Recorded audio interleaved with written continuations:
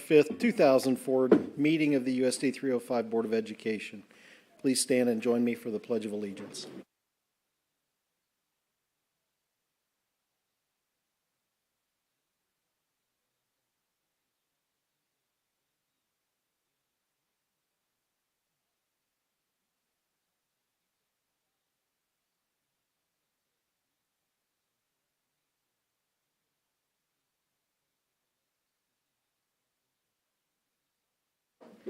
Thank you. We do have an agenda this evening. Could I get a motion regarding the agenda? We need to have the addendum as well. Addendum with the personnel. When they do the motion. When they do the motion. Ms. Zimmerman? I move we accept or we approve the agenda as amended with the extra personnel report. Very good. Thank you. We have a motion. Is there a second? Okay, Ms. Schamberger seconds. All in favor, please raise your right hand. Motion carries 6-0. The next item on our agenda this evening is recognitions and presentations with Ms. Kamian. Thank you. We're going to begin with the You Make a Difference Awards. We have Jacob Andres, Assistant Band Director at South High School and South Middle School. When two of Jacob's band students had an accident on the way to an out-of-town rehearsal, he went to the site, helped them connect with parents, and then drove them on to the rehearsal. The parents were so appreciative of his care and concern for their children, and that he ensured that they were still able to participate in the practice. Thank you, Jacob, for making a difference. Autumn McCosh, math teacher at South High School. Autumn masterfully teaches math while incorporating social, emotional skills. She holds her students to high expectations and guides them with grace and kindness as they work to meet them.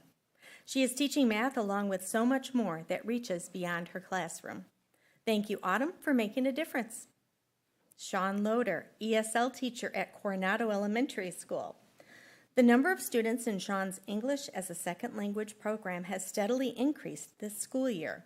She has made sure to do everything she can for her students with a generous smile and continued focus on their needs.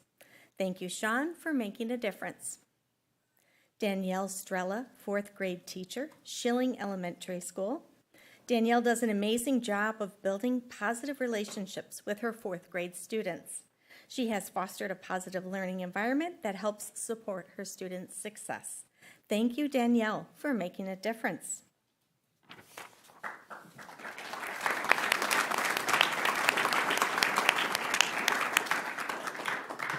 Thank you. The next item on our agenda is Teacher of the Year. Yes. Ms. Kamian. Great. First, I am pleased to introduce our Elementary Teacher of the Year, Kelsey Wood. She's a special education teacher at Cottonwood Elementary School. And we're going to invite Kelsey to the podium to speak this evening.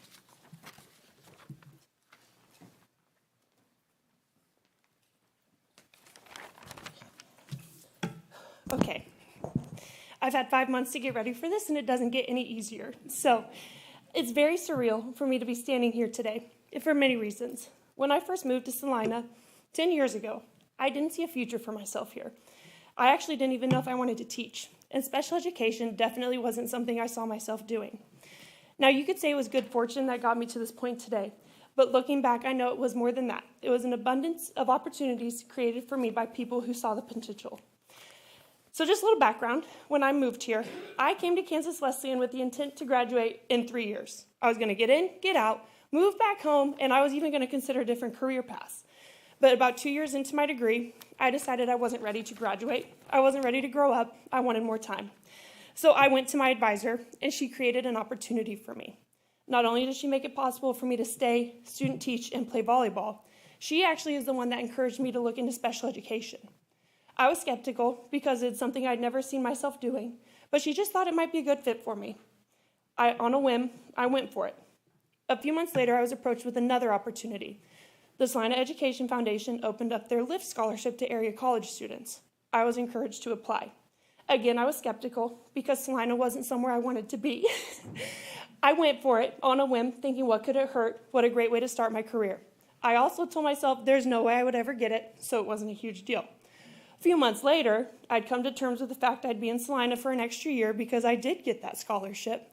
I was home for the summer, set to student teach, when I get a phone call. A phone call from some guy I've never met, wondering if I'd be interested in teaching kindergarten for him after I graduated. On a whim, I took it. In isolation, those 3 opportunities might not seem like much, but they've shaped my career today.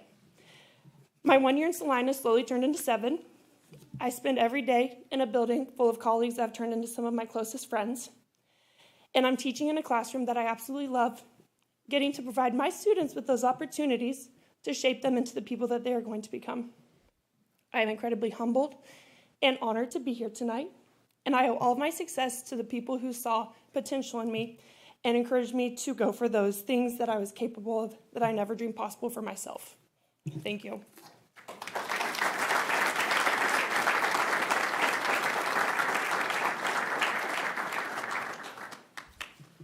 Thank you, Kelsey. Michael Hall, a math teacher at Central High School, is our secondary teacher of the year. Though Michael is unable to join us this evening, I would like to share that it isn't just Michael's innovative teaching methods that have earned him this award. His commitment to his students is exceptional. He develops individual relationships and fosters an environment where mathematics discussion is not a source of fear, but a starting point for growth. He believes that teaching isn't just a job, it's a responsibility, a duty to fill every second of class with value. His students relate to his efforts and productivity and are inspired to match his commitment with their own hard work. This evening, our Teachers of the Year receive a $500 check, the H.E. and Irma Lee Nuss Teacher of the Year Award, in recognition of their efforts on behalf of Salina Public Schools. This is the 32nd year for these awards made possible by the Nuss family, and we are honored to have Lawton Nuss, retired Chief Justice of the Kansas Supreme Court, joining us. I now invite Justice Nuss to the podium to speak about his family's legacy with the Nuss Teacher of the Year Award.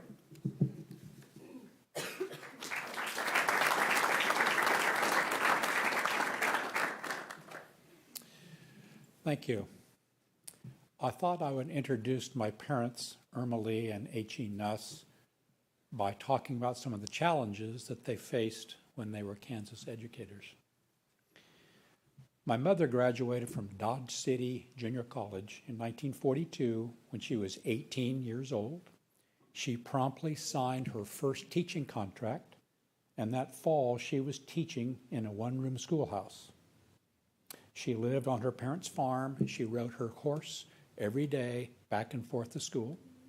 When I asked her what they did for recess, she said, "My students and I got on our horses and we rode during recess." She decided after a few years that she wanted to further her education, get a 4-year degree, so she went to Fort Hays, and she graduated from there in 1947 with a degree in art education.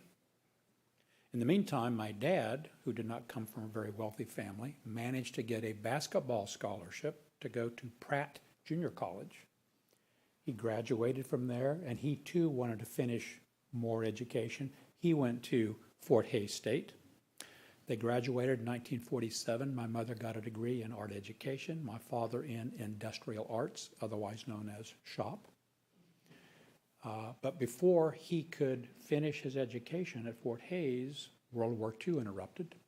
He was gone for several years. He joined the military. He became a pilot. But he left the military and then came back and got his degree. After they graduated, they went to Hill City, where they worked in education for about 3 years, and my dad said he wanted to be an administrator. So they moved to Manhattan, and he was pursuing a master's degree at K-State. And then the Great Flood of 1951 spoiled their plans. They picked up their few remaining belongings, came to Salina, where his parents had relocated. There were no teaching positions open at that time, and so he became a carpenter. And that is his occupation that appears on my birth certificate. After a while, what you would call a long-term sub position opened up at St. John's Military School. The family moved there. My dad was a long-term sub, but unfortunately they had no use for somebody who was an art education major.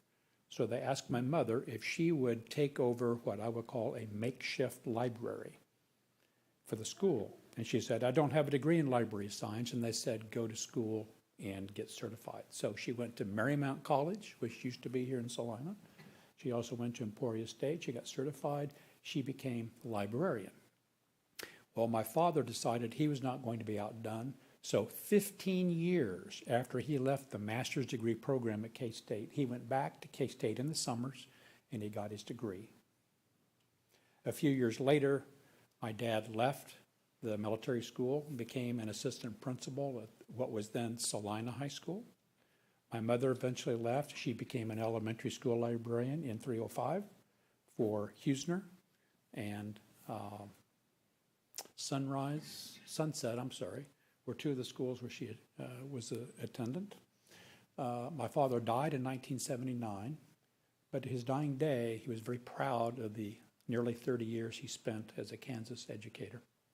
My mother just died a few years ago, and to her dying day, she was very proud of the fact that she had spent 40 years plus as a Kansas educator. So you educators in the audience understand challenges, and I've tried to rattle some of these off. Anybody here ever ride your horse to school in a one-room schoolhouse? Okay. Anybody here have your teaching career interrupted by a war? Okay. Anybody here have your teaching career interrupted by a flood and you have to relocate? Anybody here find out you did not have any teacher openings and you had to change professions for a while until a teaching position came back out? Anybody here find out they didn't want your degree at a school, you had to change a different path and you went from being a teacher to a librarian? Now, these are just some examples. You educators understand meeting challenges, overcoming them. You may say you persevere. You may say you persist. My German ancestors would say, no, you're just plain stubborn. One last thing I would say, I usually look to Ann Zimmerman for points of order, but you also have an attorney here. And I would ask this. Starting for next year, I plan to increase the monetary award for the H.E. Nuss or Emily Nuss Scholarship. So my question is, do I need a formal motion that the board then votes on, or may I proceed as I have laid out?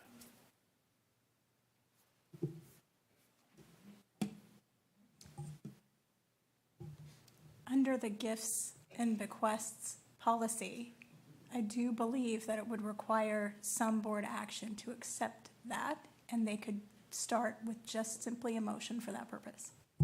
Okay. Is You're there a not going motion? to say something foolish like you accept $100,000 a year, are you? Just checking.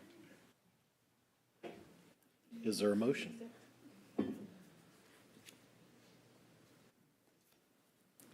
I'll try. I move that we accept whatever gift the Nuss family wants to give to us. Okay, we have a motion. Is there a second? Mr. Gebhardt seconds. All in favor, please raise your right hand.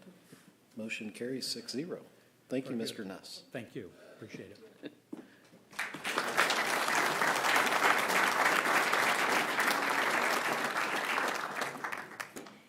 And I now invite Justice Nuss back up, along with Superintendent Exline and Kelsey Wood to the front, please.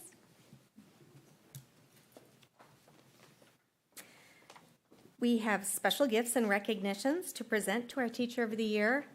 In addition to the $500 H.E. and Irma Lee Nuss Teacher of the Year Award, in the gift bag is a custom-made watch co-sponsored by Jeff Heline Jostens and a gift certificate donated by Tony Dong Martinelli's. We greatly appreciate the support our local businesses give to this program. An engraved plaque is presented to our Teachers of the Year, and their pictures have been hung in the Hall of Excellence outside of this room, and their names have been added to the perpetual plaque. Congratulations.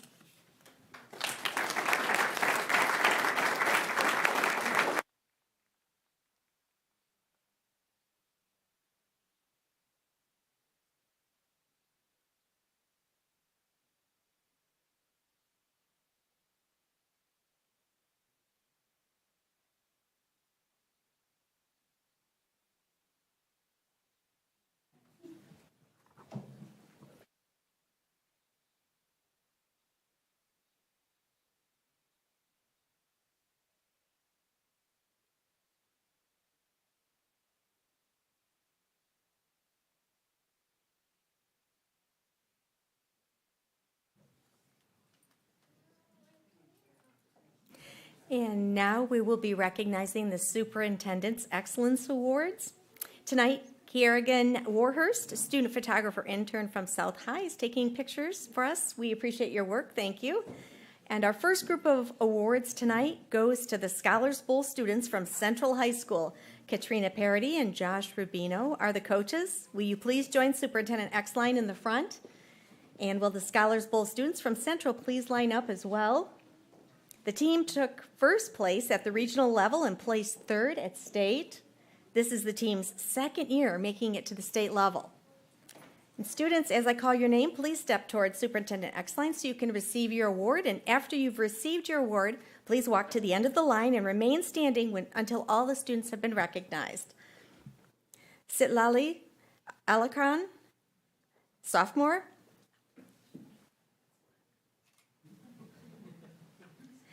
Quinn Dexler, senior.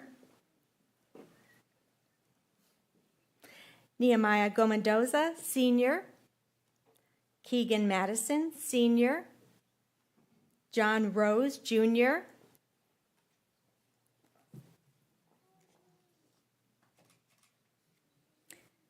Colby Schaefer, senior.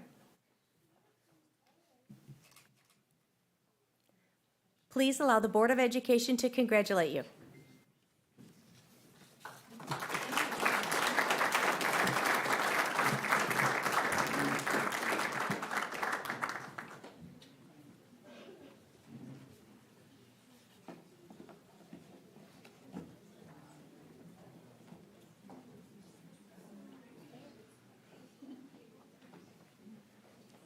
Our next award goes to a band student from Central High School. Guillermo Rodriguez is the band director and Jasmine Cassim is the student. Will you both please join Superintendent Exline in the front?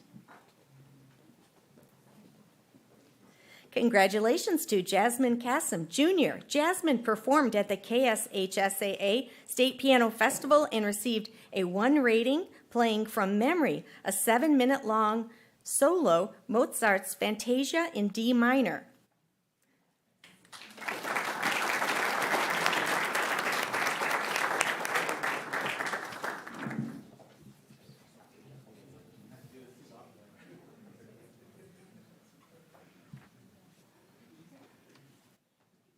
Our next group of awards goes to the swimming and diving students at South and Central High School.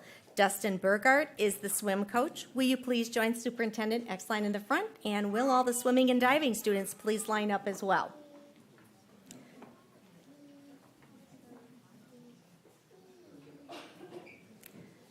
From Central High, the following students took part in the medley relay and/or the 400 freestyle relay. Carson Ablar, Jr.,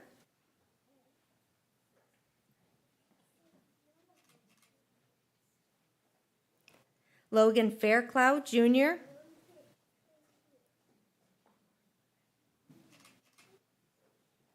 Brock Dolton, Sr., also placed 18th in 100 butterfly and 12th in 100 breaststroke.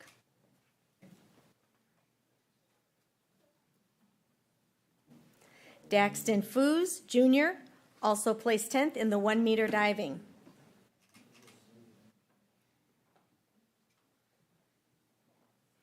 Ben Shepard, Jr., also placed 24th in 50 freestyle. From South High, we have Carson Crow, Jr., placed 6th in 1 meter diving. Please allow the Board of Education to congratulate you.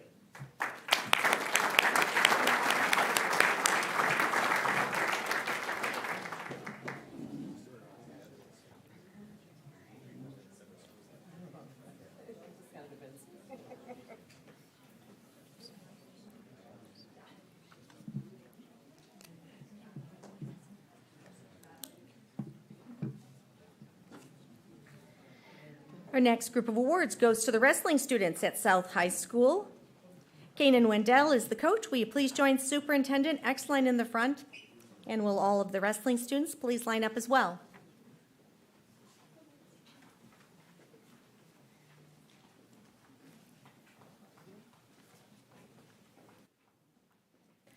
Braden Fensel, Senior.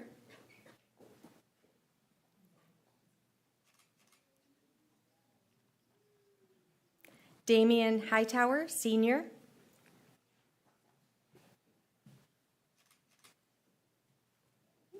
Trevor McMurray Dussault, senior.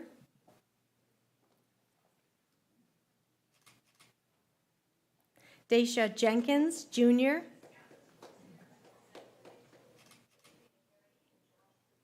Lauren Veit, senior.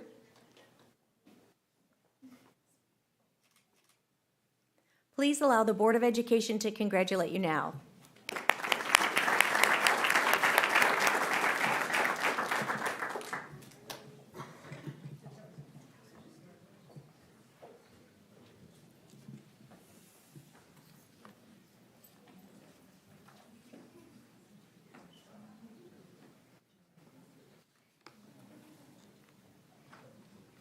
Our next group of awards goes to the wrestling students at Central High School. Lars Luters is the coach. Will you please join Superintendent Exline in the front? And will all the wrestling students please line up next to them? The wrestling team walked away from the 5A state competition with 6 medalists and 1 state champion. The boys finished 7th overall at state. Also, congratulations to Coach Luters for being selected as 5A Coach of the Year. Hunter Hall.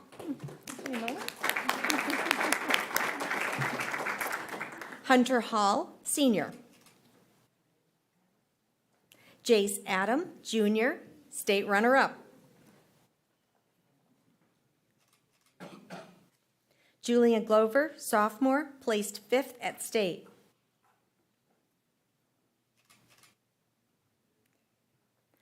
Grant Herman, sophomore. Abram Owings, junior, placed 4th at state, team captain. Cooper Reeves, sophomore, state champion, and a team captain. Ty Young, junior, placed 6th at state.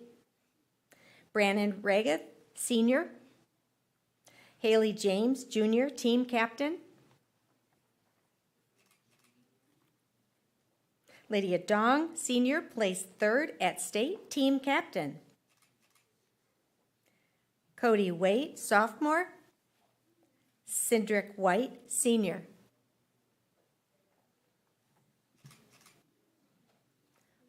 Please allow the Board of Education to congratulate you.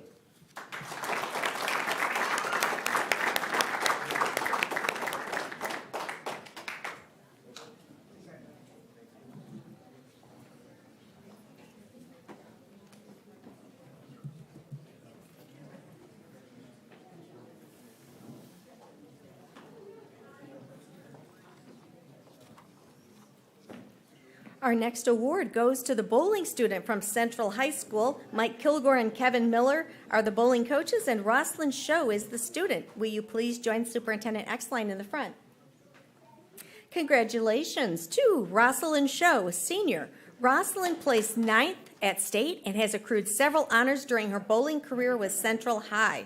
She has the 2nd highest all-time bowling record at Central and has the 3rd top average in 5A girls bowling. She was also voted as most valuable bowler in the Division II league. Congratulations.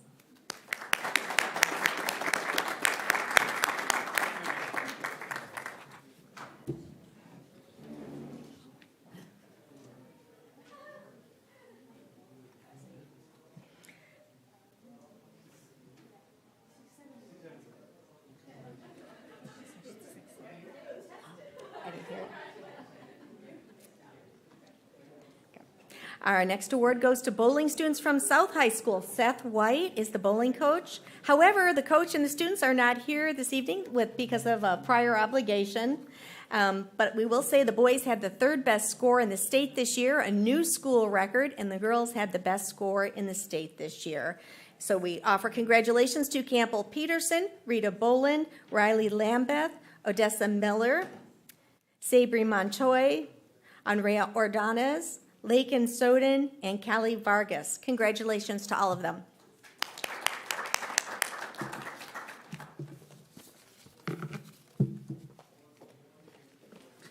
Thank you, Ms. Kamian. Next item on our agenda this evening is approval of the consent agenda items. which include the minutes of the February 13th, 2024 regular meeting, the personnel report, the financial reports, which include the February bills list, the January treasurer's report, the January investment report, the January journal entries, to approve the encumbrance listings, which include to Dell for the purchase of desktop computers for the academic labs at each high school in the amount of $65,700, to Skyward for the purchase of the business suite software in the amount of $167,754, to Eagle Technologies in the amount of $239,665.83 for the renewal of the Arctic Wolf Risk Security Monitoring System, to Corwin Sage Publishing for year 2 of the Visible Learning Plan in the amount of $152,580.58, to Techline Sports Lighting in the amount of $489,900 for the purchase and installation of lighting at the South High Practice Field, and to JMH Cleaning for supplemental building cleaning for the remainder of the 2023-2024 school year in the amount of $140,000. To approve the Huesner Elementary School restroom remodel bid to Ponton Construction in the amount of $441,330. It's a lot of numbers in a line here. To approve the McCune Foundation gift for the Eager Readers Program in the amount of $100,000. To approve Oakdale 21st Century Grant, intent to apply. Oakdale is seeking $585,000 for a 5-year period for their after-school program. To approve the Federal Head Start Early Head Start Grant application for the amount of $5,904,630 to include a 25% match of $1,476,158. To approve the Kansas Parents as Teachers Program continuation grant application for level funding in the amount of $94,360 to include a cash match of $51,534. And to approve the preschool at-risk grant application. Funding is 0.5 FTE based on the state bid and accompany weightings. Is there a motion regarding the consent agenda?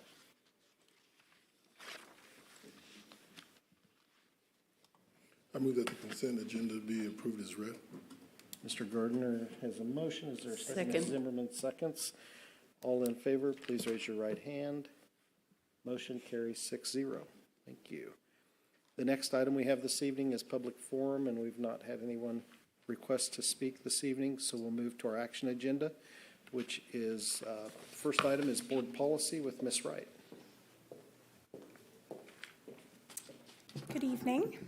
At your last board meeting in February, we had a work session where we reviewed the policy amendments, recommended changes for this cycle, I guess I should say. What you have in your packet tonight is the sort of culmination of the recommendations and any changes that were brought about by last work session's meeting, and those are presented for you tonight. Do any of you have any questions about any of the policies on the agenda? Ms. Schamberger? Well, I had some questions, and Lynn answered a bunch of them, and thank you for that. So I was wondering, changing the terminology from student's lawful parent and eliminating guardian or designee and adding a person acting as a parent. Now, and then your response in your letter, I could see where that would benefit that. Who determines who a designee is? What's the definition for that?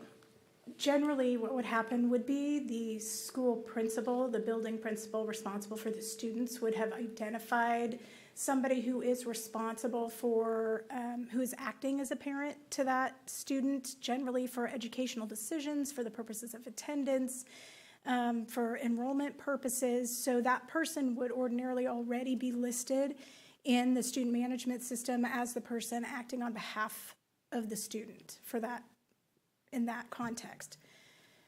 Lynn, do you have any other additions to that?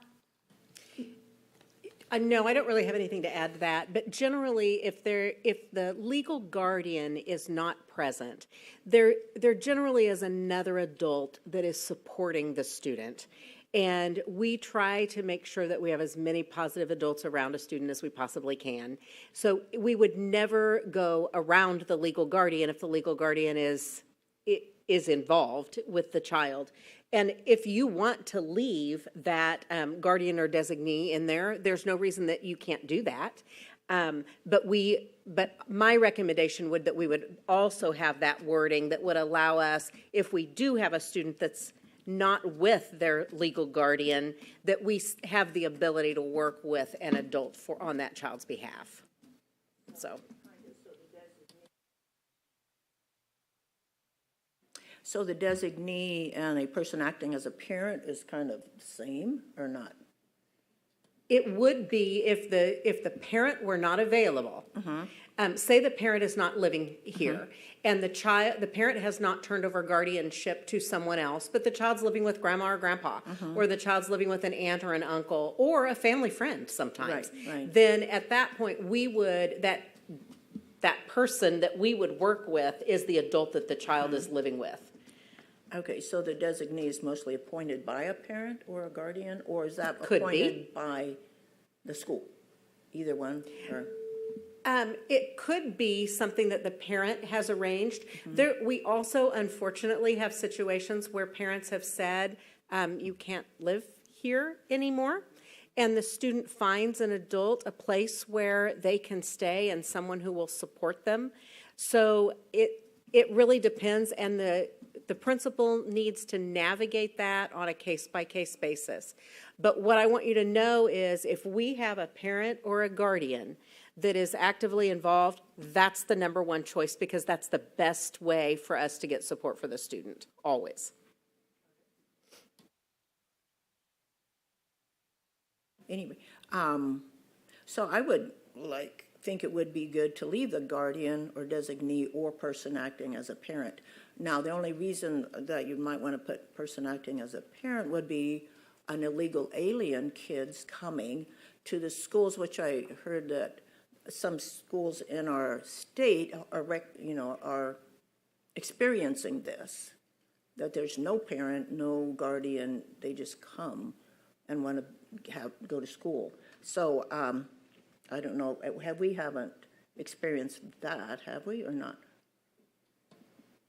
Shanna might be, and I think she just stepped out, might be better able to answer this. But to my knowledge, no, we are not having an influx of children that are unaccompanied in our schools. No, we are not having an influx of unaccompanied minors. Now, we do have quite a few students who are in our schools that are brand new to the United States, and we work with their families to provide support for them. But generally, just generally speaking, I am not hearing that we're having an influx of unaccompanied minors here in Salina. Right, okay, I just heard that news on there. So if we change this, leave out the guardian designee, do we have to change the rest of the policies that say parent or guardian? Does everything else have to change, or are we just doing that for this policy? Or would it be best to leave in guardian or designee or person acting as a parent? Sorry. I wasn't sure the mic was on. We can leave parent/guardian or designee or person acting as a parent. We could leave it all in there. However, the or person acting as a parent is going to cover all those other pieces as well. I think when it comes to other policies, we wouldn't want to do that in a vacuum, because how it's referenced in the policy, whether it says parent or guardian, we'd want to make sure and vet every single policy that we're not changing the substantive meaning for that. So we'd want to look at every instance where that was. I think the key factor here is, in many ways, is many times we have people who are not yet legal guardians of students who are acting as legal guardians. That takes time. when we have students, for example, who might be homeless, who might have come here to be with a family member, but documentation takes a while to have legal changes happen. We are still required to enroll them in school and provide services to them, just like any other student who's in residence here. So we want to be able to have enough room for those situations as they arise. Okay, right, and the designee wouldn't be covering that part. The person that term. acting, designee may or may not. Oh, okay. We want Okay. somebody who we believe, in our experience, who has been acting as a parent for the student. Okay, thank you. Sure. Also, I have some questions about the principal. If the principal is not satisfied with the identification provided by the person seeking release of a student, then it changes here. Or if the safety of the student, staff member, or others would be endangered by orchestrating the student's release from school, the student may be refused. The release would be refused. Are the specifications are mostly as a result of severe weather or a shooter or something in that nature? Is that why we, There could be a multitude of reasons why an administrator might believe that it is unsafe to release a student in their charge. Remember, they're in our care and custody until we release them. So we don't want our administrators making decisions that might put the students or our other staff at risk should they decide to release in that moment. It doesn't mean we are keeping hold of a student long-term. It means the situation as it's presented is dangerous, and so we're making the determination that no one should be changing hands at that specific time period. I can think of, like a tornado is in town and we've got kids on buses and parent wants to meet the student wherever the bus is gonna go. That would be an unsafe condition. It's not safe for the parent, it's not safe for the student, it wouldn't be safe for our staff to release the student at that time. okay.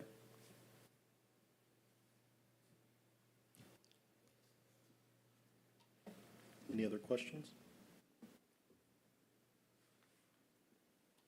Is there a motion regarding the proposed policy changes? Ms. Cossett? Mr. President, I recommend that we approve the policy revisions as presented this evening. Thank you. We have a motion. Is there a second? Ms. Zimmerman seconds. I'd rather have those other two words put in there, so how do I do that? You'd have to make a motion for that. But this motion's already on the We've table. already got a motion on the table, though. So then it's too late. We could review it at policy review for staff at another time, or if this motion doesn't pass, we could look at that as a motion. Okay? So we have Ms. Cosso's motion, Ms. Zimmerman's second. All in favor, please raise your right hand. Opposed, same sign. I don't know what to do with that. Motion carries 5-0, or 5-1. 5-1, I'm sorry. 5-1. I'm having trouble counting numbers tonight. I apologize for that. Saying numbers. Yeah, we have someone missing, so it's a little out of, it's different numbers. Next thing we have is the facility use agreement for the Pestinger Family Stadium with Ms. Wright. So as you may recall, in I believe it was September of this school year, you all heard a presentation on the Pestinger Family Stadium. I think is it softball? Is it softball or baseball? Softball, baseball, sorry. Theater, not sports. On the baseball project, and had committed to contributing money towards that project. You heard an update on that project at your last board meeting in February, and I'm here tonight to present to you and recommend to you that you approve what is the facility use agreement for recognizing our contribution to that project and outlining the scheduling priority status that we will receive in utilizing that facility moving forward. Any questions regarding the facility use agreement? I would entertain a motion. Ms. Zimmerman. Mr. President, I move that we approve the facility use agreement with the city of Salina for the use of the Pestinger Family Stadium as presented. Thank you. Ms. Casso seconds. All in favor, please raise your right hand. Opposed, same sign. That motion carries 6-0. Thank you. Next item is the assessment review for budget consideration. Superintendent Exline. Well, we have had multiple meetings, excuse me, where we have looked at assessment data, we've looked at building needs assessments, and the next step is for you to approve the summary of all of that information so that we can go forward now and use all of that information as we're trying to plan the budget for you. So we have to do three things. The board is charged with doing three things. The first is the board has to identify barriers that have to be overcome for each student to achieve grade level proficiency on assessments. We have to have the board identify budget actions that should be taken to address those barriers. And the third thing is that we have to identify the amount of time that it will take for us to get all of the students at that level of proficiency on the state assessment, which means a level 3 or 4. Okay, so what we have done is compiled the barriers that you identified when we did the needs assessment. We have compiled the budget actions that you had discussed that really needed to be taken. And then we've written an answer for your consideration on, based upon our conversation, on the amount of time that it will take to get to those outcomes. So at this time, what we need is just a motion to approve this summary information so that Lisa Peters can get busy on figuring out where the dollars and cents go. Okay. Do we have any discussion on that at this point? No? Is there a motion regarding this? Ms. Schemberger? I move that we approve the assessment review for budget considerations document as presented. Need a coach for the girls wrestling program. So that's one change, is to add a coach. And then the second change is to make a revision to reflect that our expectation would be to have an annual evaluation of coaches. And so the handbook changes that are in front of you are simply those two things. Do you have any questions?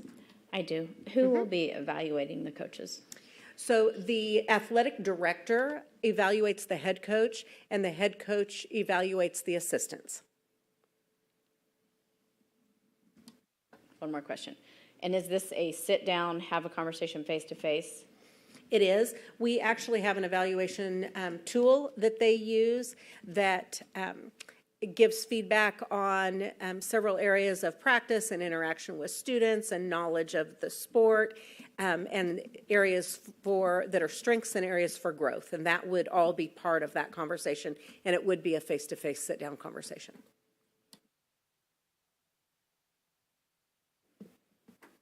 Okay, this item is on our discussion agenda tonight unless there's a motion to entertain something else with this evening. Ms. Zimmerman? Mr. President, I don't know, I'll just ask anybody if we think there's any reason that we shouldn't approve it tonight. Anybody have an objection to that, or any, Ms. Exline, or? Nope. Then I move we approve the changes in the athletic handbook for 2024, 2025. Ms. Casso seconds. All in favor, please raise your right hand. Opposed, same sign. Motion carries 6-0. Thank you. The next item we have is the internal transfers and non-resident enrollment with Ms. Rector. Yes, good evening. Now, last time I touched this, it went haywire, so hopefully, okay,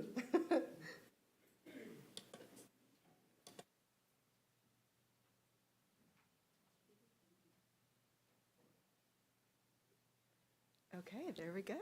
Hey, one for me. Well, thank you this evening. I am going to go through a lot of information and provide some examples. I know that you have the information in the board packet, but I've kind of pulled out some of the key pieces, and I just wanted to go over some of the things that I think that we need to know as we move forward, the board needs to know, and then also our families. So tonight, we are going to talk a little bit about the non-resident student enrollment. And really, this is not where I'm going to spend my energy tonight. We're going to actually come back to this in April when we have to put some things into motion to meet the statute for this. But if you remember back in October, we did put in board policy, or you adopted board policy for enrollment of non-resident students. And there's some statutes that have come forward that basically outlines what districts should look at and what information we should bring to the school board and make available for our public in regards to non-resident students. And so those timelines are coming up upon us. And so on April 9th, I will be coming back to you with some recommendations in regards to that non-resident enrollment. And then also in June, we will have to make that information public, and that information then starts that non-resident enrollment process. But before we get there, we really needed to have a conversation about the students that are actually in our district right now, our resident students, because there are some things that we want to have in place before we look at that non-resident enrollment process. And so when we think about our students that we have that live in our community, or even students that don't live in our community but that have already chosen us over the years to be part of our school system. And so we recognize that there are resident and current non-resident students that are enrolled in our schools right now that are attending a school based upon a transfer approval. For many, many years, we have been looking at student transfer requests, and each year we go through a series of conversations and looking at the data to be able to honor as many of those as we can. But with the new statute, we need to look at how do we make sure that we have this process in place that mirrors what we're going to have for the non-residents. And so kind of putting some structure there that may not have been there before because of the new guidelines. And now as we look at our resident families, we want to make sure that there are times when students are at a school and their resident school is not necessarily the school that is going to best fit that family's needs. And so we do know that we have resident students who in the future would like to request a transfer to another school. So we want to make sure that we think through that process as well. And then we also, a couple of years ago, put in some processes to help our employees and allow employees to have their students kind of either attend the school that they actually work at or be able to attend a school that kind of feeds into the school that they work at. And so we have some processes into place that have really been working well for our staff over the last few years. And so tonight we're going to kind of focus on this residential student enrollment and the pieces that we kind of need to have in place for the ability for them to transfer before we have to have the non-resident guidelines put into place. So with this, we are going to make a couple of recommendations. And the recommendation is that students that are attending our schools right now in the 23-24 school year will be considered, the school that they're attending will be considered the students attending school moving forward.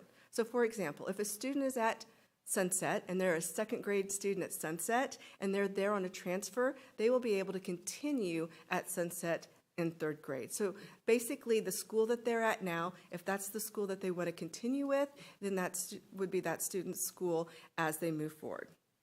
We also want to think through that we have non-residents in our district right now.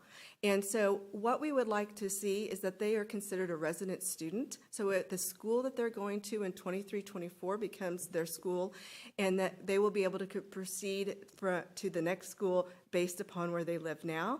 And so, for example, if it is a non-resident student that lives in another community but comes into Central High School, that they would be able to continue to come to Central High School next year. And so with this, if we consider these students residents and consider that these are the schools that they're going to attend in 24-25, then we would no longer have these students complete a transfer form. Basically, there will be no resident or non-resident transfer forms for those students that are in the 23-24 school year, this current school year, in the school that they choose to stay in. Okay? And so basically, if you kind of think about it, if they're there and they want to be there, they get to stay there. So kind of stay in place. So for example, a current student attending in 2024, like I gave you the example of a student that is at Sunset, will be able to continue to go to Sunset. I wanted though to go ahead and point out a couple of things that we might want to think about, is that if a student is a fifth grader, so let's say that student is a fifth grader at Stewart right now, and they're there on a transfer, what we are saying is that the student would be able to go to the school that's associated with their elementary building. So if a student is at Stewart, a little tongue twister there, then they would be able to go to South Middle School because that is the school that Stewart feeds into.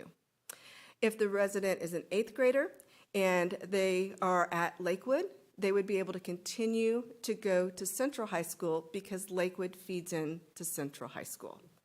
And so what we're wanting to do is make sure that the student who has kind of established residency, established a relationship, established this continuity of kind of being there as part of that family moving forward to that middle school and then to that high school. And so just to kind of remind us that we do, the feeder pattern that we have here in our district is that Coronado, Schilling, Stewart, and Sunset elementary schools feed into South Middle School. So if a student is attending that elementary, they will automatically go to South Middle School. And then from students that are at South Middle School will automatically go to South High School. Cottonwood, Hughesner, Metal Arc Ridge, and Oakdale, they feed into Lakewood Middle School, and Lakewood Middle School feeds into Central High School. And so we kind of talk sometimes about feeder pattern, and that's what that is referring to. We also want to make sure that we're thinking about our employees and how does the non-resident enrollment impact them. And so when we think about our students of employees, and so these are employees that are serving the Salina Public School system. So they're employed at a school that's in our system, like one of our K-12 buildings. And so when we think about these students, if they are currently attending a school that that they want to attend the next year, they're at the school that they want to be at, just like we said with residents, they get to stay at that school that they want to be at. But if an employee student is not attending the school that they want their student to go to in 24-25, we actually need to know that now so we can make decisions about the non-residents. And so if an employee, let's say that they've been working here and they haven't brought their student over from maybe another community, or they haven't brought their student to their particular building of employment, but they want to do that next year and they're not currently in our schools, we are asking that they will complete the transfer form that's associated with the employees. And so that would be needed to be completed by March 27th. If the employee is applying for their child to attend a school that's kind of outside our attendance options, our employees we have a mechanism that identifies how employees' children will be able to attend the school that they work at, or then follow up to a higher grade, or come up from a lower grade to the school that they work at. If they're wanting to be outside of that particular pathway, then we would say the employee needs to go ahead and go through the resident transfer process like anybody else in the community. So really we're delineating in the sense that we do have an employee guidance or guidelines, and we have a path for students to be able to attend schools associated with their employment. But if they're wanting to go outside of that path, they would need to be considered part of that resident transfer process.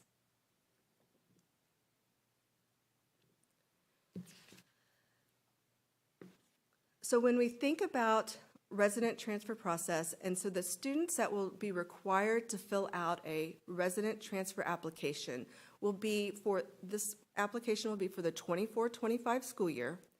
And so these are going to be students that are not attending the school that they want to attend. So if they, for example, a student is at Cottonwood and wants to attend another elementary, but they don't live in Cottonwood's area, and they're not attending,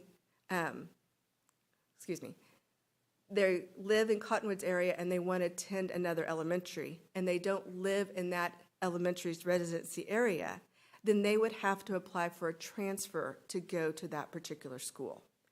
And so we're saying that residents that are wanting to go to a different school than what is associated with their residency, they would have to fill out the application. And that application will be available to parents starting March 6th, so starting tomorrow. And then that application will be due on March 27th.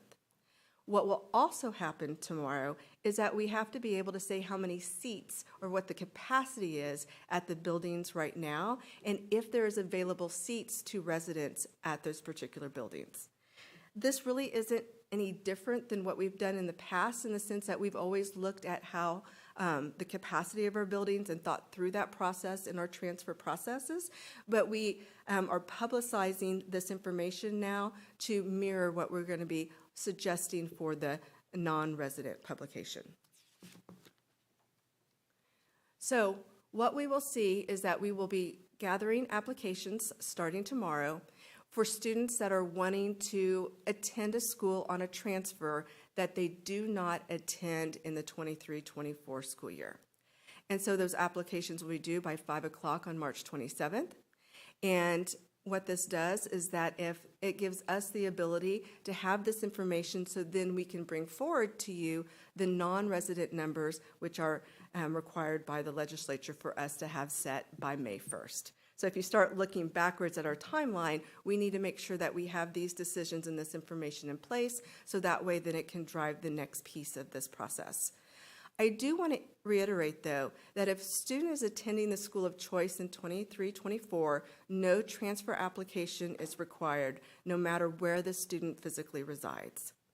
So if a student is going to a school on a transfer and they want to stay at that school, they would be able to stay at that school with no application.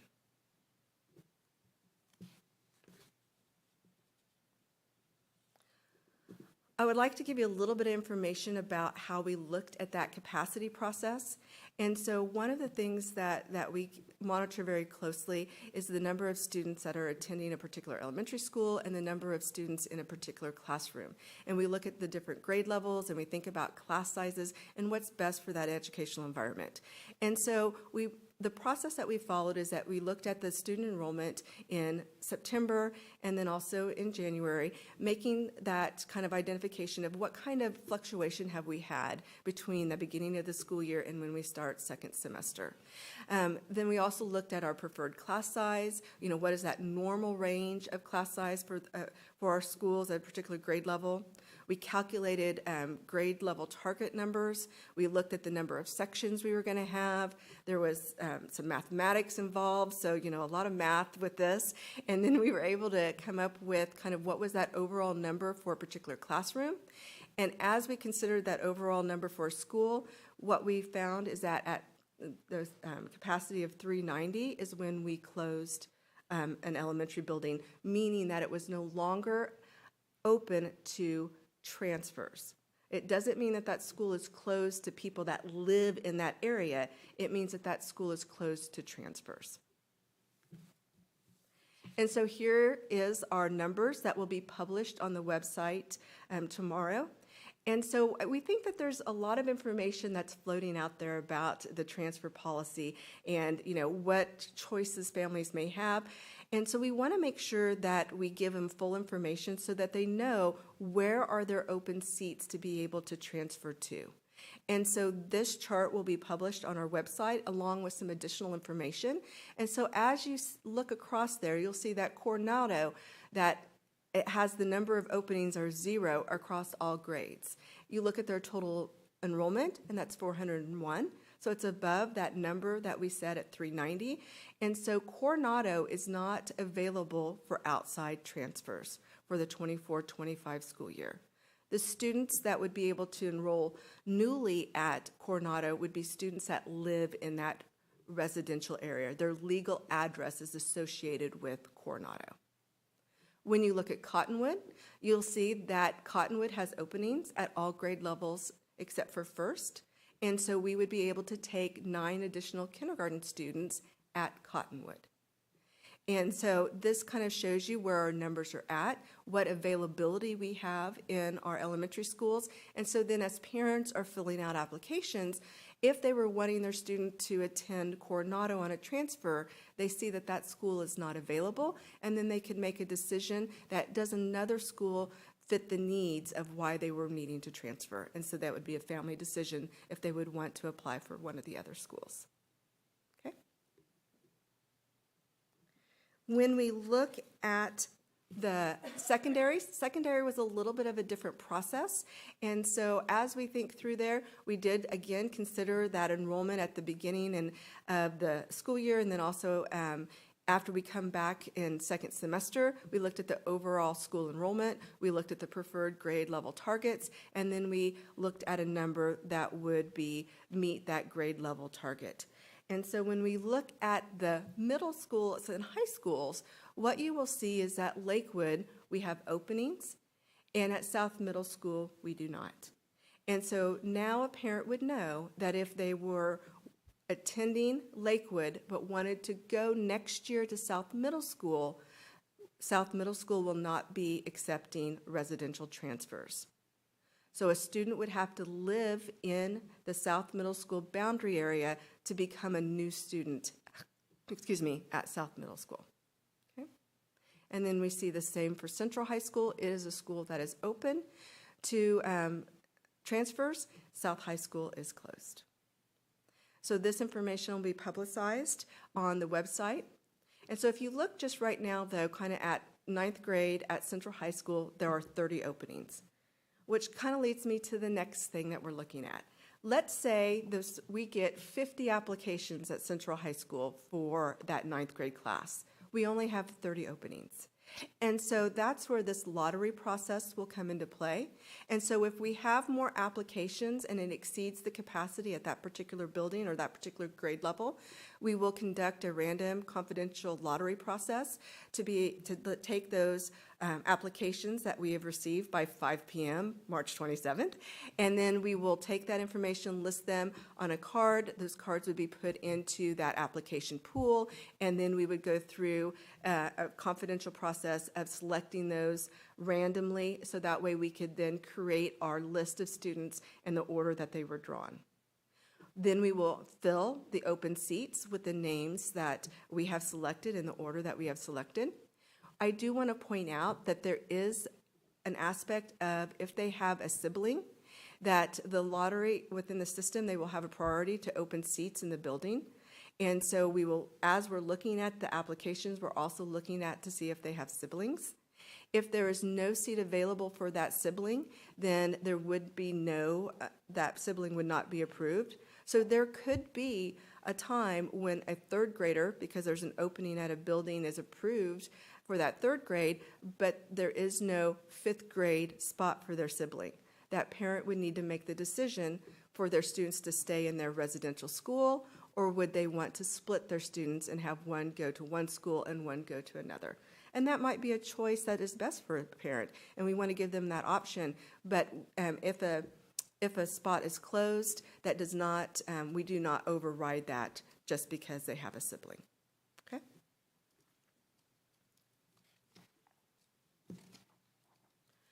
And so with this process, and the reason that we're going through that lottery process is it allows us to take those applications. We understand how many students are in our buildings right now, so we've kind of locked in that particular enrollment number, because the students that are there in 23-24 get to stay there in 24-25, so we know what our enrollment is. Then we have open slots that are available at some of our schools. We will accept applications for those slots, and if needed, we'll do a lottery system to make sure that we fill all of the slots that are there. We need to do this process so that way we then have understanding of what our numbers are before we set our non-residential enrollment capacity. And so that's looking at the students that we already have in our district, that live in our district, and giving them the opportunity to transfer into our schools and make those decisions prior to opening up for our non-resident enrollment. And so just to kind of review this timeline, tomorrow we will have information that goes out to families. We'll notify current families of where to find the resources for the residential transfer process. We will also be notifying all of our employees with the specific information about their process. We will post the open seats on the website. We will take applications until March 27th, or through March 27th, 5 p.m., and then we will put the lottery process into place where needed, and then on April 5th, we will notify residents of the decision, if they are accepted at that school or if they were not accepted at that school.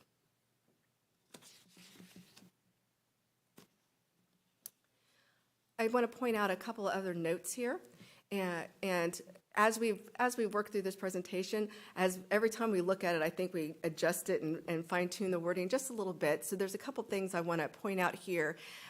So there will be no provision for transportation for students who live outside the residency area. And then just a reminder as well that if a student is less than 2.5 miles, there would also be no transportation provided. So just if a parent decides to transfer their student outside of their residential school, they would be responsible for that transportation.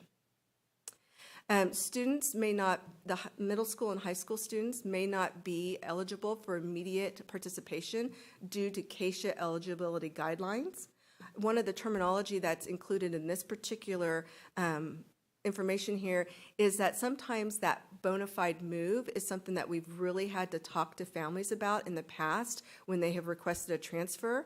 If they are not physically moving, then there could be some limitations due to CASHA eligibility. So a student may be approved on a transfer, but if they haven't physically moved, that could impact their eligibility. And we want families to be very aware of that and look at those guidelines.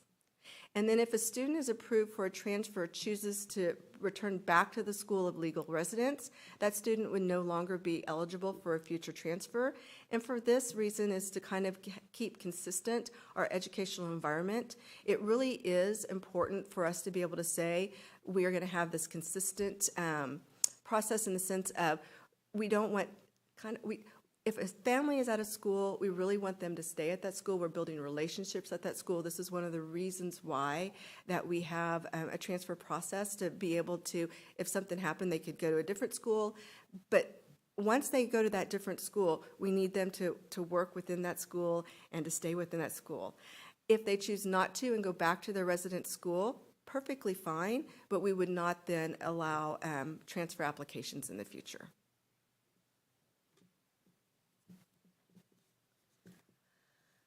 So the reason for bringing all of this residential transfer process into place is because we need to make sure that we are also ready for what we have to have approved through the board for the non-resident transfer process. I already reminded you that we had some board policy in October that we started this process with. And so now as we kind of move forward, we're going to be looking at kind of the process that we use for our residents and having that kind of help guide and help us understand what worked and what didn't work before we put these non-resident transfer timeline into place. But on April 9th, I will be back to present the non-resident school capacity recommendations and for you to adopt. Then on June 1st, we will publish the number of seats open and available to the non-resident students. The reason that it's coming to you on April 9th is because we have to have that decision by statute before May 1st. And so it's just the timing of all of our opportunities to meet with you. And then from June 1st through June 30th, non-resident applications will be accepted.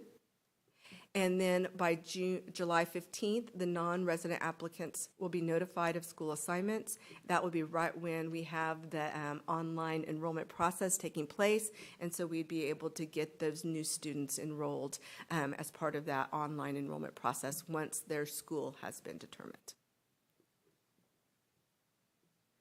So, next steps. We're going to implement the resident transfer process as presented.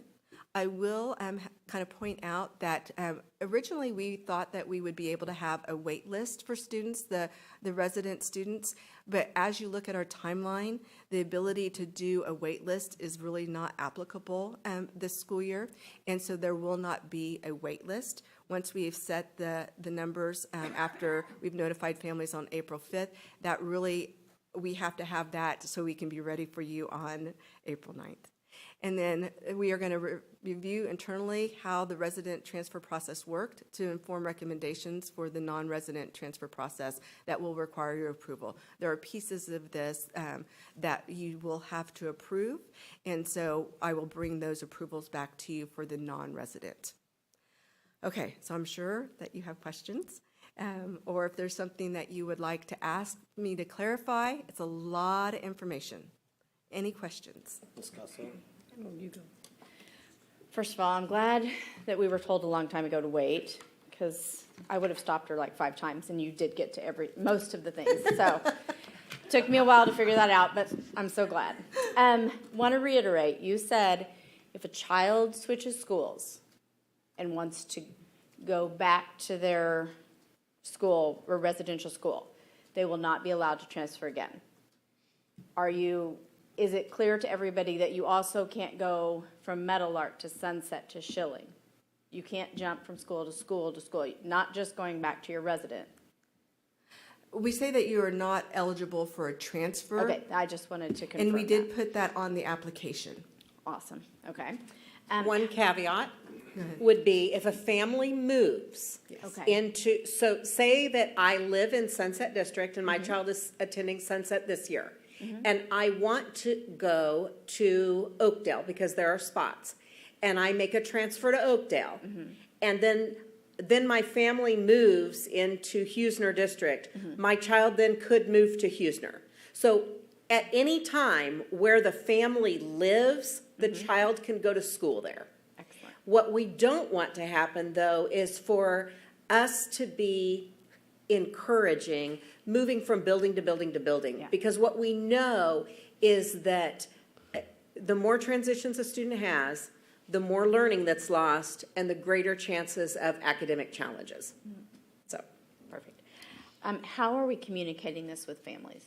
So what will happen tomorrow is that an email will go out to families, information will kind of hit, and it's being sent to all of our families. Okay. And so then will be a website page that they can go to, and on that website page, my presentation will be there, the application will be there, we have an FAQ document that will be there. We also have reference to Amy Langen, who is in my office, that tomorrow morning, first thing, we're going to prep them and say, okay, here's where the calls may come in, here's how you need to answer that. So we will be available at my office to answer calls, and then also information will be provided on the website in many different forms. Awesome. Any ideas how many people might look at transferring schools? Is there any? Well, when we think about transfers each year, we usually see about anywhere from 150 to 200 transfers each year. But because we're saying that if you're in your school of choice 23-24, you get to go to that school next year. So there are many families that each year they have applied for a transfer, they will no longer need to do that. The 23-24 school year, if you're there and you want to be there, you don't have to do that form any longer. So I really do see the number of resident transfers that we have will decrease because right now we've got this put into place, and so I would not expect it to be that high. Once they go onto the website as well and see the capacity at a particular building or a particular grade level, I think that will be a vital piece of information for the families, because I think right now families think, oh, I can go anywhere that I want to go. I've fielded some calls through my office, well, I'm going to go so-and-so, or I'm going to go to such and such place next year. And that school may be closed, which means that we are not accepting applications. So the reason that we're glad we're getting this out front now is because that way we can kind of troubleshoot some of the conversations and the things that will be coming for our residents before our non-resident process goes into effect. I commend you on a great job. That's a lot of information, a lot of work that you guys have had to do for this. It was a team effort. Yes, I think I have no doubt. everybody's hands have been in there. Thank you. Ms. Zimmerman?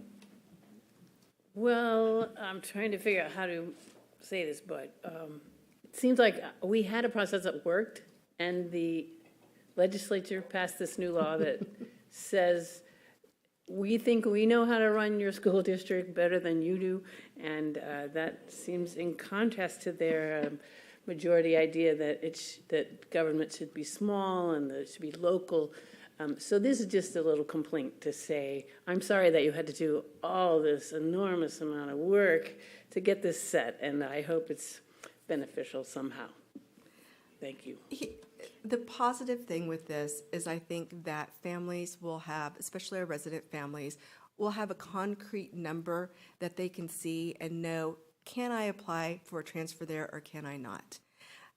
I think that takes away some of the hard conversations that we have had to have in the past, because it's a little bit more direct, and that information is going to be there on the website that they will be able to find. So hopefully in that capacity, we'll get a little good out of it, but it has been a lot of work to reinvent something that has been working pretty good so far.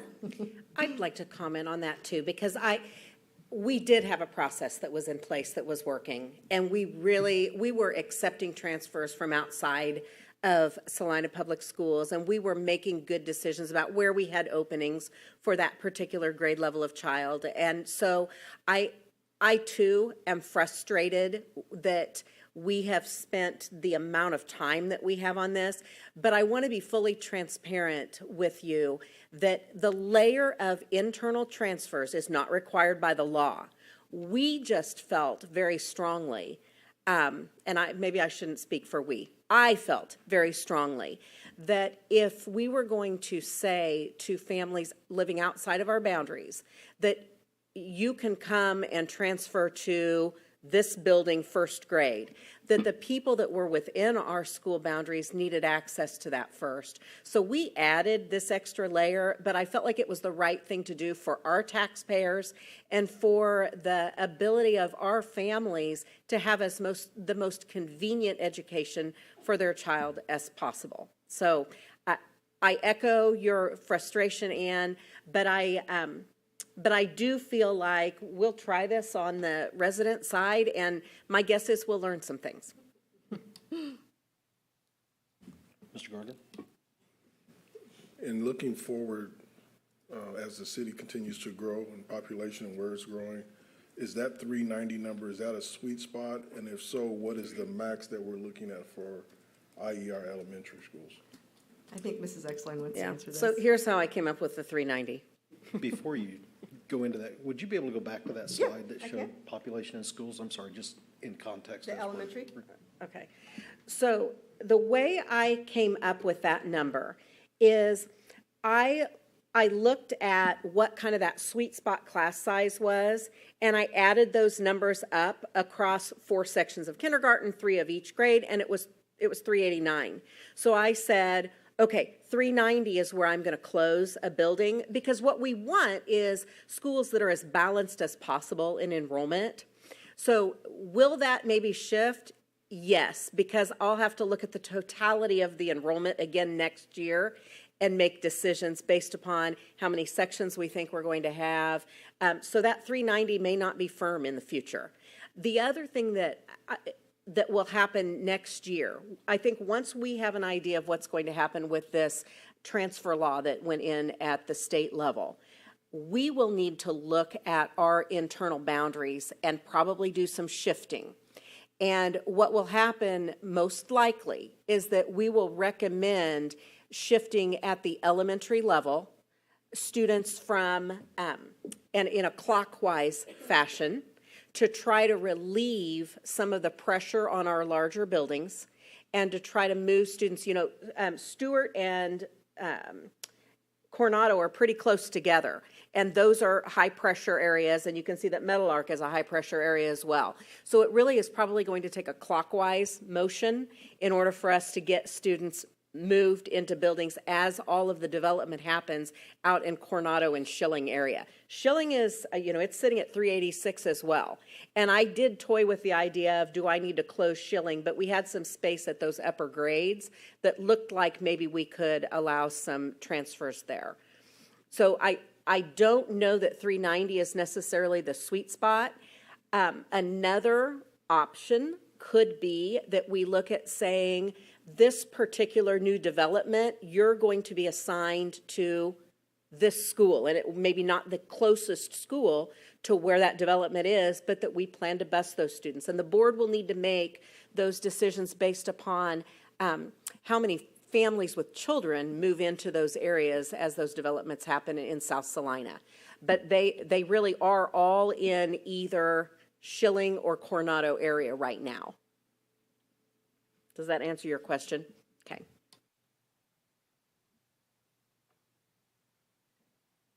Any other questions?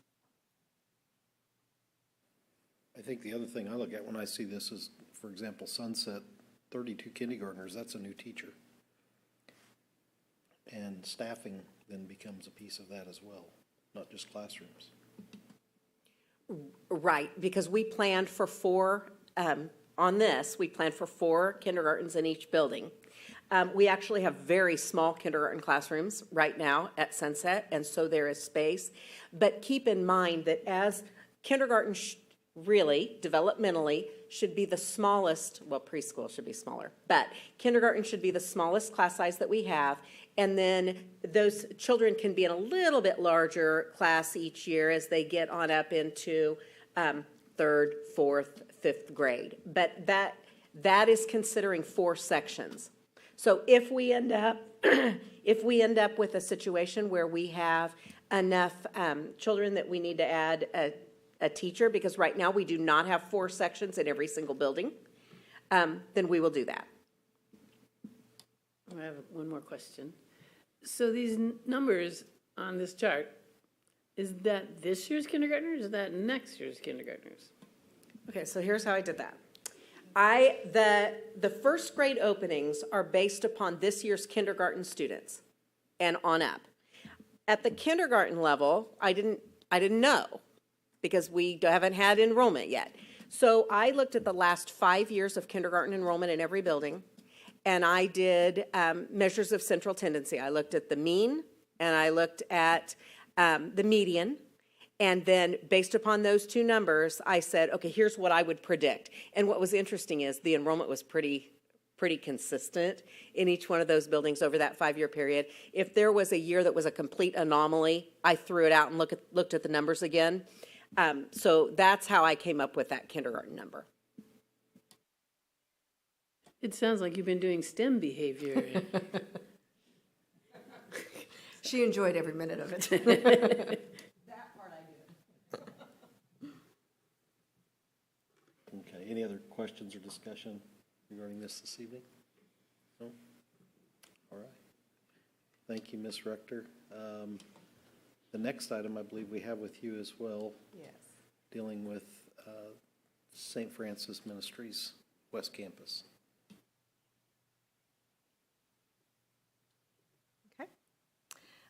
So I wanted to bring this forward to you. So Salina Public Schools is the local educational agency responsible for the educational services, funding, oversight, and reporting for the psychiatric residential treatment facilities, and that we call PRTF, and the qualified residential treatment programs, QRTPs, that are located at the St. Francis Ministry Salina West Campus. So we have 2 programs that are out there that basically fall under our catchment area for our boundaries for services, educational services. And so the PRTF, just to kind of give you some context for students that are out at that facility, it really provides very deep mental health and psychiatric services in a therapeutic setting. And so there's intense supervision and highly regulated environment. And so the students that are at that PRTF, they actually live in the facility, kind of in like dorm-like rooms. And right now their capacity is 42 students, and that can be K-12. So they can have all ages in there, males and females, and they are very separated or segregated into their different areas based upon grade and gender and so forth. But they have these dorm-like rooms in the main facility. And then the Qualified Residential Treatment Program really is kind of a step down from that PRTF. And those students actually live in kind of these little kind of bungalow-looking buildings that are kind of, they call them cottages out there. And so there's 6 students that live in each, there's a male QRTP, and then there's a female QRTP. And so they live in two different facilities, and they live more kind of in that residential, looks a little bit more like a home, but still kind of dorm-like rooms and so forth. All students are, 24/7 individuals that are in the facilities with them. And so when you think about those students, they're usually grades 6 through 12 for that QRTP. They're going to be in those programs maybe days to months. Actually, and the students that are in the PRTF could be in there from days to years. There actually was a student that was in that PRTF for 3 years. And so that was one of the longest stays that they had had. So the relationships that are built with these students that need stability the very most, the St. Francis and the educational programs there really do provide them some stability. So they have stability of where they live, and then they also have stability of their educational services. And so right now, when you think, those students are not coming from necessarily the Salina area. Actually, very few students are placed out there that are from Salina. They come from all over the state, and they may be placed there depending upon their circumstances, or it may be that the family has chosen for their student to be able to attend. And that, like I said, it's for that therapeutic services, it's for that mental health. These are students that are needing an intense level of support. And so as we have been working with the St. Francis campus, right now, currently, our educational services that are provided out there are actually being provided through Smoky Hill Educational Service Center. And so the staff that work for Smoky Hill are providing the direct services in the classroom. And so we contract with them to provide those services, and we have for many years. And we have a relationship where they provide the data for us, they give us the information that we need for reporting, and so it is this mutual back and forth information, but really the educational services are provided by Smoky Hill. This wouldn't be much different than like the contracting of services that we do with other kinds of organizations. Like just tonight, you approved, JMH cleaning for custodial operations to support there where we might not have enough staffing or enough resource. With Presence Learning, we contract with them to provide school speech and language pathologists because of the shortage of those employees and being able to make sure that we still can provide those services. But when our capacity changes and we're able to provide services more directly ourselves, that would be our preference, where we can work directly with the organization that we're serving, work directly with the students that we're serving. And so at this time, we would like to move away from the contracted educational services that are being provided from Smoky Hill and provide those services directly utilizing employees that work for us, and also looking at how we leverage funds and resources to best meet the needs of the students out there. And it is not because we don't have a great relationship with Smoky Hill. We have a wonderful relationship with Smoky Hill. Right now we have 100 teachers that are deeply involved in letters training, that are involved the rest of this school year and all summer long, because that's an educational service they provide to us through that professional development. So we will still continue to have a relationship with Smoky Hill, but what we're looking at is not having this contracted services for the educational services that are being provided out at St. Francis. And so our contract actually ends with Smoky Hill for these services on May 1st. And so, or we have to provide notification to them by May 1st that we would not be continuing that service contract. And so I wanted to bring that forward because as we are thinking about the employees that are out there, we would see that we would hire those employees to work for us. We have some other capacities and resources with the staffing to be able to also kind of add to the continuity of services and to expand those services, the professional development and some of the things that we are able to do as a large district. We really want to be able to optimize and leverage those kinds of opportunities for the students and for the staff that work at St. Francis. And so because we now have the capacity to be able to work more directly with them, I would like us to be able to move forward and provide those services for the 24-25 school year. Any questions? Questions. Director, regarding that? Ms. Zimmerman? Does the board have to do anything, or is that just something that you guys do? If the board could tonight give, I guess, permission, recommendation that we that we do not renew that contract. And that would then give me the ability to provide written notice before May 1st. If not, then what you would see is this item come to you next month on a consent agenda. Okay. It is on our discussion agenda tonight, but if anyone would like to move that, we could. Is there any advantage to doing now The as opposed to advantage- next month? Yeah, the advantage to that is that really we can get into deeper conversations about how to do the transition and thinking about staffing, thinking about resources, materials that are out there. And so that would give us a longer opportunity to have more detailed conversations and the ability then to work with the employees that are out there at St. Francis now to work towards having them join our team and be able to be our employees and move forward with that. So that would give us additional time for that, and it would be beneficial. Mr. Garland, what's that? Okay. Do you want to make that motion? Okay.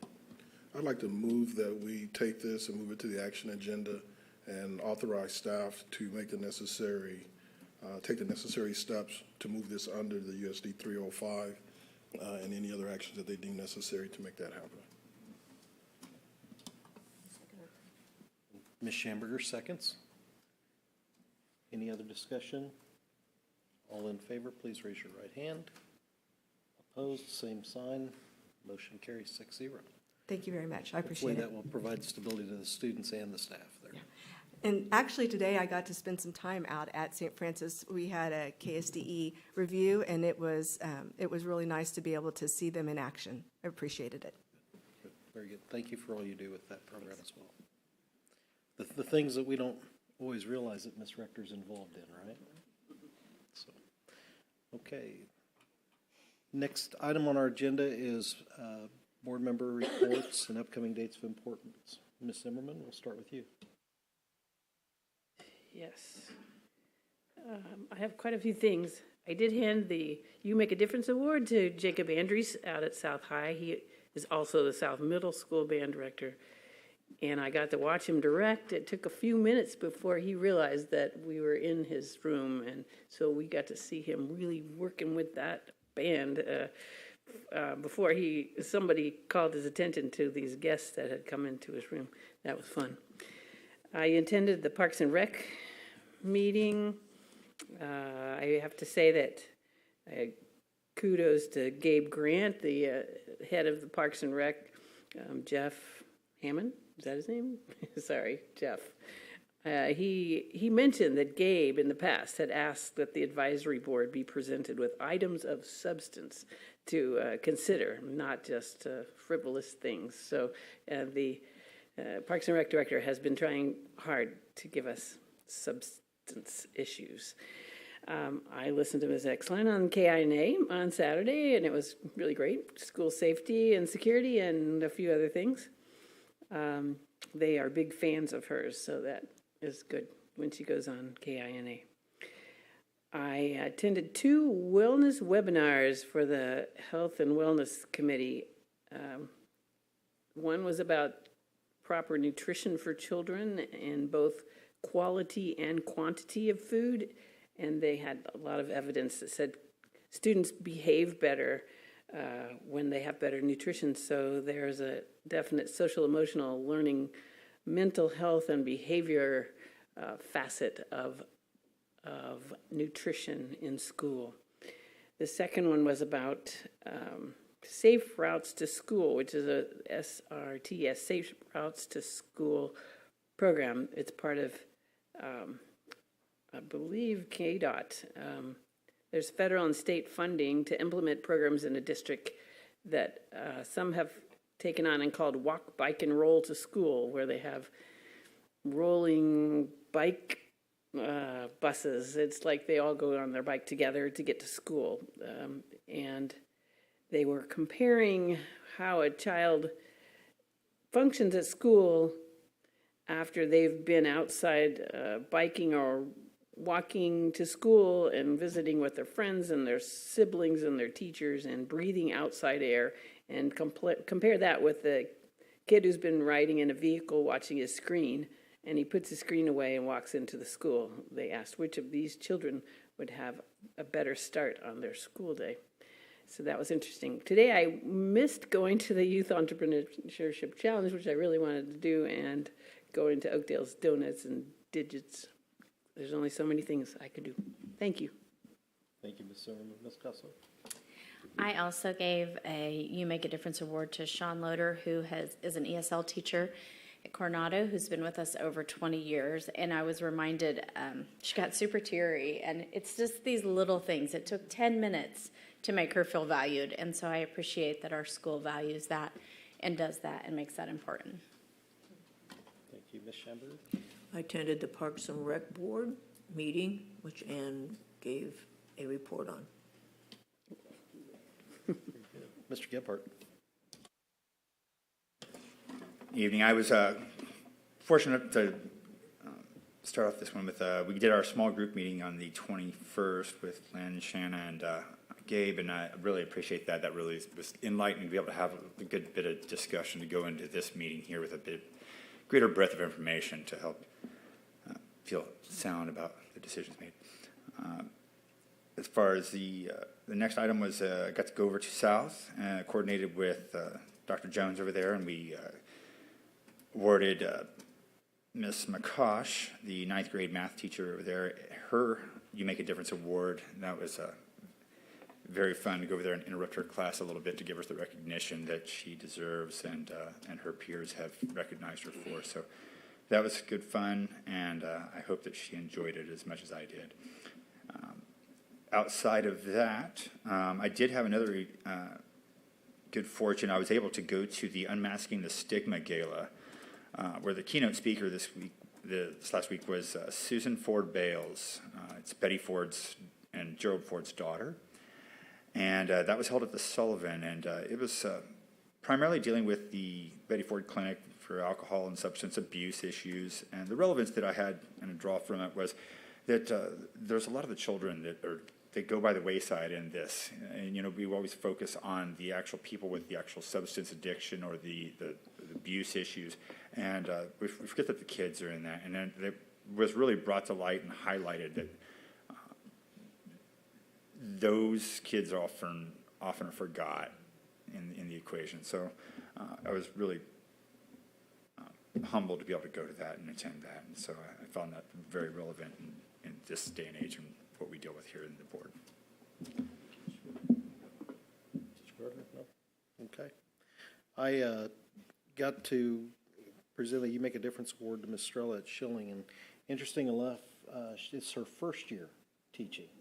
First year, and the administrators were just so impressed by her that they felt she really deserved that, and it was a lot of fun. She was pretty embarrassed, but the kids had a good time, so we enjoyed that. Had Salina Ed Foundation board meetings, and then happy to report that Mr. Grant and I attended the negotiations training with Miss Erin Wright, and she's trained us now for negotiations, so we're good to go for this year. Next item on our agenda is the superintendent's report with Superintendent Exline. Okay, just a couple things to share with you. The first is we talked a little bit about kindergarten numbers, and we are publicizing our kindergarten roundup right now. That there is a banner on our USD 305 website that actually directs families to where they can register. And if they register, then they will get information directly from the school where their child would likely attend. And so we are pushing that out on social media. Jennifer and her crew is doing a great job trying to make sure that families know about that. But it's always an exciting time of year when our youngest learners come in and are so excited about school. And it's a good time for parents that are maybe feeling a little bit nervous about, especially if it's their first child coming to school, to get some questions answered and to feel comfortable and confident in the people that will have their child each and every day. I also wanted to share with you, I know that Shanna mentioned letters training. We had our third session last night of letters training, and I am learning so much through that training and conversations with teachers about what they're implementing in their classrooms based upon that training. It is really, really good. And that training is going to make us better at meeting students' reading needs and teaching children to read. So I'm really thankful that we are doing that and that we had the number of people commit the amount of time, because it is quite a time commitment. So, but good news there. And the response has been overwhelmingly positive to that training and what teachers are learning. I also wanted to let you know that the area superintendents did have a meeting with area legislators, and we had some really good discussions. Representative Sanders was there, Representative Howe, Representative Kincannon, Representative Hill from Abilene Solomon area. And we also had on the phone Christy Williams. She's the head of the K-12 budget committee, and we had a chance to talk to Stephen Johnson about CAPERS. So there were several items that are on the legislative platform that we talked about directly. One was CAPERS, because that really aligns with our recruitment and retention efforts, and so there was conversation around that, and a lot of conversation around budget, specifically special education funding. There are bills going through on both the Senate side and on the House side on special education funding right now, and we just got had a very open dialogue and lots of questions asked and answered about special education funding, and I felt like it was a really productive conversation. We also talked about the transfer that we were just working on tonight and how that was impacting us, and maybe some unintended impacts of legislation, and where does the local school board's purview lie and where does the legislature's purview lie. So we had some good conversations about that as well. But overall, I would say very productive, and I was glad to be able to be a part of that. Very good. We do have 2 executive sessions this evening. The first one is for negotiations.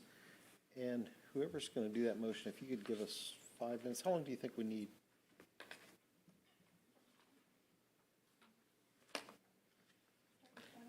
20 minutes? But if we could have 5 minutes to go into that session. Ms. Zimmerman? Let me try it.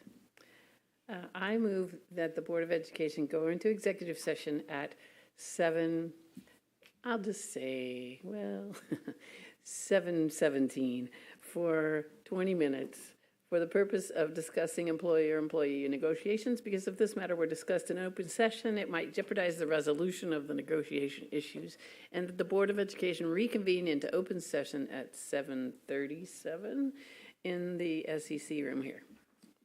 Okay, we have a motion. Is there a second? Ms. Schamberger seconds. All in favor, please raise your right hand. Opposed, same sign.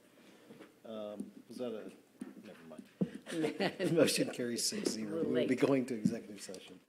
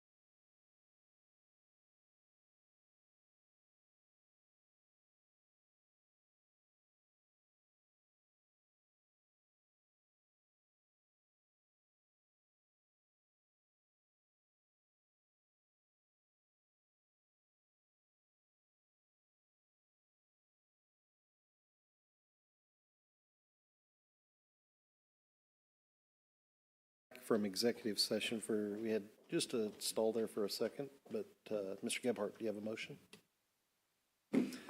Okay, I move that the Board of Education go into an executive session at 7:42 for 10 more minutes for the purpose of discussing employer-employee negotiations, because if this matter were discussed in open session, it might jeopardize the resolution of the negotiation issues, and that the Board of Education reconvene into open session at 7:52 p.m. in the SEC room.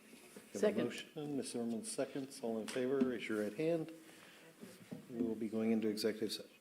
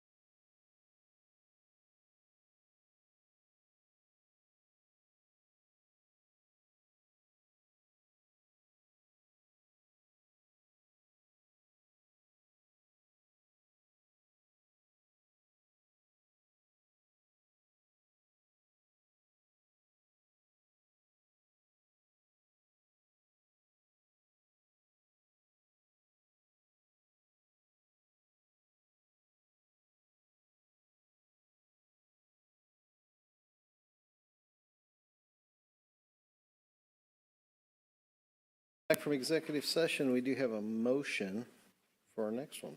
Mr. Gebhardt?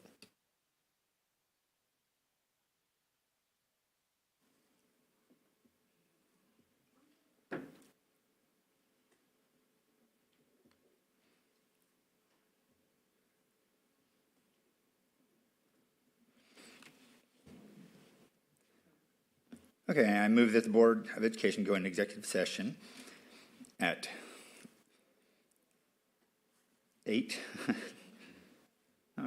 7:56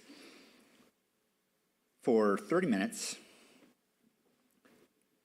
for the purpose of discussing personnel matters of non-elected personnel and their contractual obligations. Because of this matter, we're discussing open session. It might invade the privacy of those discussed, and the Board of Education reconvene into open session at 8:26 in the SEC room. Thank you. Ms. Zimmerman seconds. All in favor, raise your right hand. Motion carries 4-0. We'll be back in executive session.